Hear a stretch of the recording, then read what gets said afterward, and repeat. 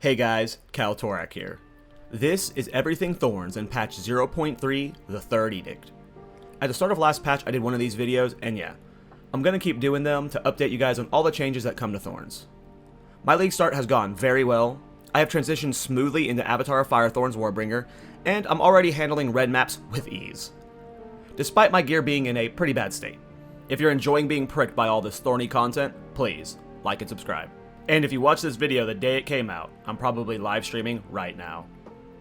This video is not meant as an introduction to Thorns. If you have no understanding of Thorns, I'll have a link to my introduction to Thorns video in the description. This video is also not a full-on build guide update. It's really just to talk about all the new features that are here for Thorns in this patch. Tomorrow, I'll be posting my leveling and endgame video for Warbringer Thorns. This was my first league start guide, and I think I fumbled a few times with it. There were holes in the guide that led to a bunch of people asking the same questions and struggling at times pre-Thorns transition. If there's anything you see me missing in my written guide, please let me know down below so I can make sure I cover it in tomorrow's video. Okay, let's dive into changes, and the biggest win for Thorns in this patch is Tribal Fury. Your strikes now splash damage to targets within 1.5 meter radius. While at first this seems pointless for Thorns, as our strikes really don't matter, our weapon is just a tool that delivers the thorns to the enemy via barbs and quill burst. It doesn't matter if it's made of wood or made of steel, the thorns damage is dealt. But what's cool here though is this is giving us Thorns Cleave. I tested this pretty heavily on stream using barbs inside of Spear Stab. It was very clearly splashing nearby targets and consuming multiple stacks of barbs. When using this with Rapid Assault, our AoE has received a massive level up. I know this might not seem like a great AoE clear to you, but for Thorns, especially using Rapid Assault like this clear is the best Thorns has ever looked without using weird cheeses. I have just started testing this interaction. There might be ways to scale this splash to where we have bigger cleave radius via other passives or via other skills. But in general, this technique is a massive win for Thorns. Cleave Thorns is here and real. We have a new Fire Thorns Abyssal enchant. It does Fire Thorns damage per 100 maximum life. This replaces the normal Thorns rolls on belts. I am not sure how high we can scale this yet, but this has some incredible potential, and it will probably cost us a lot. We also have the new Thorns Rune that gives critical strike chance when it's on our helmet. This is very nice, and we are probably stacking these. Next up, let's talk about the support gems. We were right about there being multiple tiers of barbs, but unfortunately we are wrong about getting them in early game. Barbs and Burst are now tier 3 support gems, which unlock in Act 3. This unfortunately has been one of the biggest pain points for all of my viewers playing Thorns. Thorns without Barbs and Quill Burst kinda sucks, just straight up. We didn't play Thorns in 0.1 that much because we didn't have these support gems. What made Thorns viable was the use of them. The problem with the current structure is Crown of the Pale King is a level 16 item. That means you start using it at the beginning of Act 2. In my head, that means at least Barb should be a tier 2 support gem, which would mean you get it in Act 2. Perfect, right? What's weird with GGG's decision here is that Crackling Barrier, the mana stacking Channeling Thorns support gem, is a tier 2 support gem. So you can use this in Act 2 for the more niche Thorn style, but not Barbs? This has to change.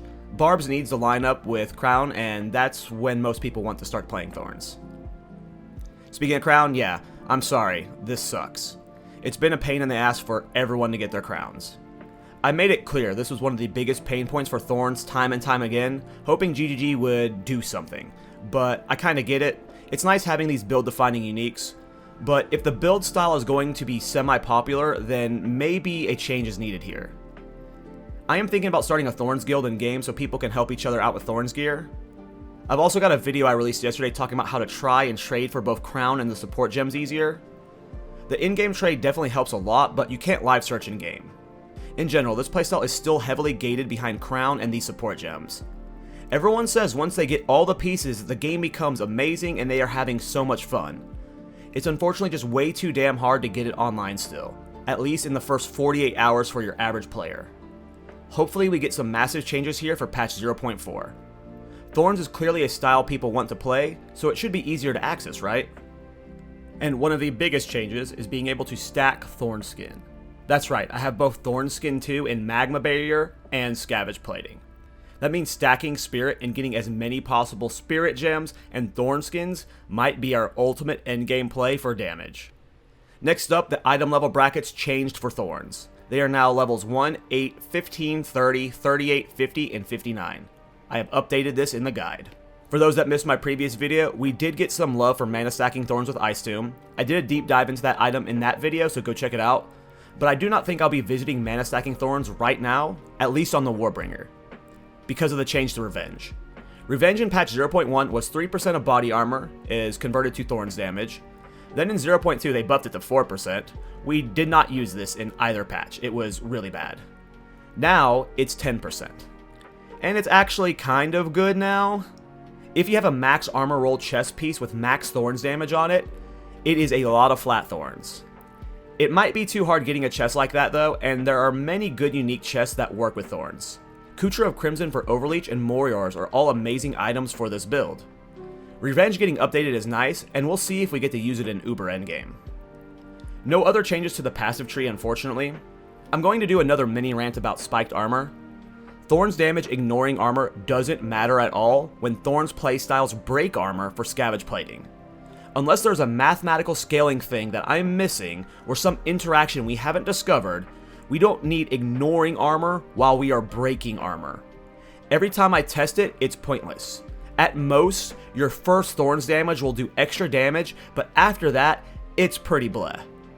So for single target, you're never really going to want it. Scavenge plating is always most of our Thorns damage, so we have to break armor no matter what style of Thorns you play.